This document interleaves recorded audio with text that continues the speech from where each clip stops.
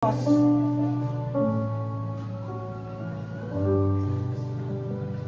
nagkaroon po tayo ng desire to know Jesus more and more. Nagkaroon tayo ng desire na lumapit sa harapan ng Diyos. At sa paglapit natin, tayo ay umiiyak. Wala tayong ibang kahilingan kung hindi tayo ay linisin. Linisin ang ating karumihan.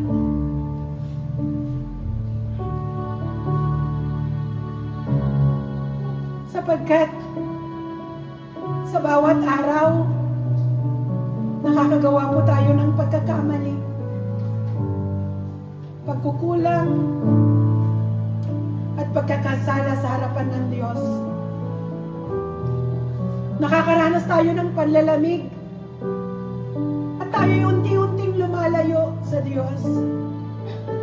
At tayo'y nanghihina sa ating pananampalataya at halos ayaw na natin maglingkod sa Diyos. At sinubukan natin ang maraming bagay. Sinubukan natin makamtan ang mga pinapangarap natin sa buhay na makamtan. Napakarami nating mga dreams. Mga bagay na akala natin na kapag nakamtan natin, payapa na ang ating buhay. Pero sa pagdaan ng panahon, naunawaan natin na isa lang ang mahalaga. Ang mabuhay na kasama si Kristo. Ang mabuhay na kasama ang ating mahal na Panginoong Hesus. Kaya sa oras na ito, mga kapatid, habang ikaw ay nakapikit sa iyong diwa, sa iyong puso, i-picture mo sa iyong puso, sa iyong isipan, si Jesus ay nakabayubay sa krus ng Kalbaryo.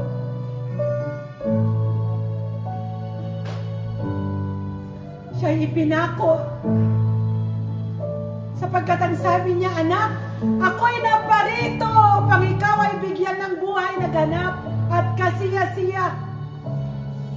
Ikaw ay bigyan ng buhay na payapa.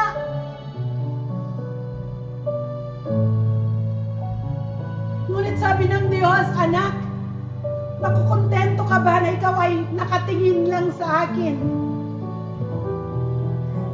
Ikaw ba ay kontento na malayo ka sa Diyos?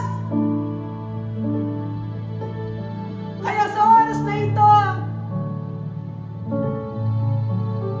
habang nagkaroon ka ng desire to know more and more and more and more, ang ating Panginoong Hesus, nakita ito ng Diyos. At ang sabi niya sa iyo, anak, ako'y pupunta sa iyong bahay. Papapasukin mo ba ako sa iyong bahay? Bubuksan mo ba ang iyong puso? At ako'y papasok at tayo'y magkasama. Sapagkat sabi ng Diyos, anak, ayaw ko nang makita na ikaw ay umiiyak. Ayaw ko nang makita na ikaw ay nahihirapan. Ngunit kapag ako ay pinapasok mo sa iyong puso, hindi ka na mag-iisa. Ang lahat ng laban mo ay paglalaban ng Diyos para sa iyo. Ang mga pangangailangan mo ay ipoprovide ng Diyos. Ang isipan mo na punong-puno ng takot, bibigyan ng Diyos ng kapayapaan. Ang lahat ng brokenness sa iyong puso, bibigyan niya ng kagalingan. Oh,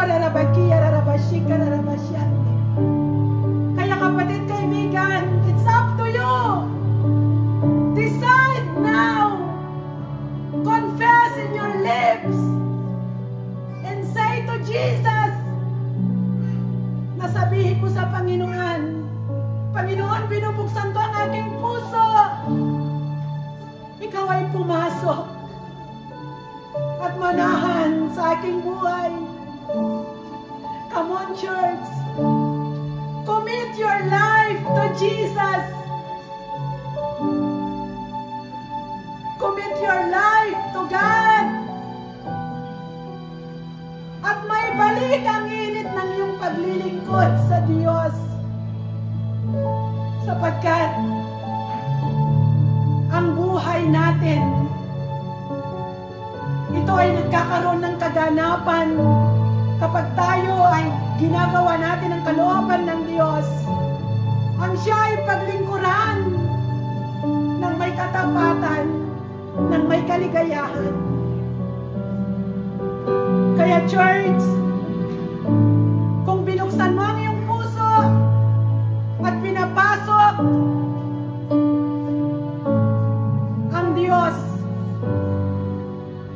ang Panginoong Jesus, ang banal na Santong Espiritu ay mananahan sa iyong buhay. Oh, hallelujah!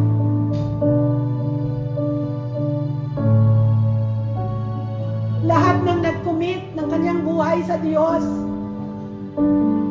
ihakbang mo ang iyong mga paa sa unahang ito at awitin natin ang awiting ito bilang isang panalangin. Oh, hallelujah! Come on, church. If you want to rededicate your life to God, dahil gusto mo nang malapit sa Diyos, dahil hindi ka na kontento na siya'y malayo, come on. Huwag kang mahiya. Kagaya ni Zacchaeus, umakyat siya sa puno, walang pakialam sa kanyang paligid. Just between you and God. Oh, hallelujah! We acknowledge you, Holy Spirit, upon this place. Hallelujah!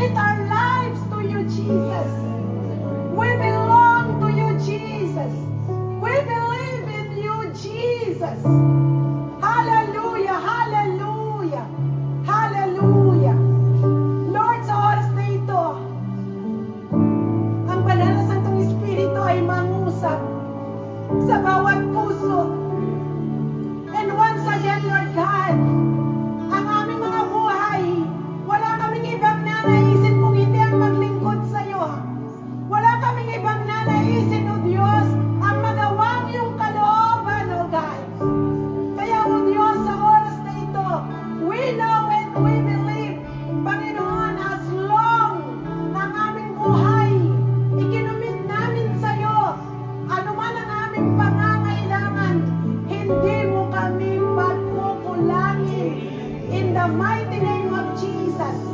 Your grace, oh God, is more than enough. Oh God, your blessing is abundant in the mighty name of Jesus. Because in your presence, there is peace, there is love, there is healing. Oh God, there is humbleness, there is joy. Oh God, lahat ng aming pangangailangan ay matatagpuan namin sa inyong dakilang presensya. Kaya o Diyos, sa oras na ito, kaming lahat na narito, lukuban mo kami o Diyos ng inyong banal na presensya mula sa aming ulunan hanggang sa aming panan. O God, at itinatakwil namin ang lahat ng gawa, plano ng kaaway sa aming mga buhay. At niyayakap namin ang inyong banal na plano, ang inyong pagkatawag sa aming mga buhay. O Diyos, ignite the fire, O Diyos, and us to serve you alone in the name of Jesus.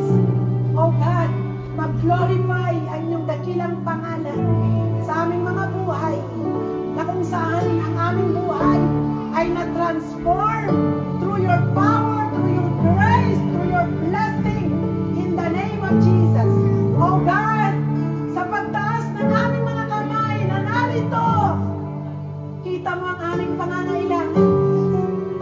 Physical man ito, emotional, mental, spiritual, financial, broken relationship, kung ano man, O Diyos, ikaw na Diyos ang nakakaalam. O God, with faith in our heart, bukas ang durungawan ng langit at ibinubuhos mo ang masaganang pagpapala, kagalingan sa lahat ng may sakit karamdaman, and salvation to our family in the name of Jesus. O Diyos, salamat sa araw na ito. Salamat sa banal na Santong Espiritu na nasa aming kalagitnaan. At sa oras na ito, inaangkin namin na kami ay ganap mo ng pinagpala. Oh God, we are more than blessed. We are more than conquerors through Jesus. And we receive healing, oh God, in the name of Jesus. Oh Diyos, salamat, salamat. And we receive strength, oh God, physically, emotionally, mentally, and spiritually. And we receive your power and your anointing in the name of Jesus. O Diyos, sa paglilingkod namin sa iyo, O God, anuman ang kakulangan namin, ikaw ang magpupuno sa buhay ng bawat isa. Salamat po, O Diyos. We stand with the blood of Jesus, marapat lang ibalik sa iyo, pinakamataas na papuri, pagsamba at pagmalhati. Ito pong aming dalangin sa pangalan ni Jesus.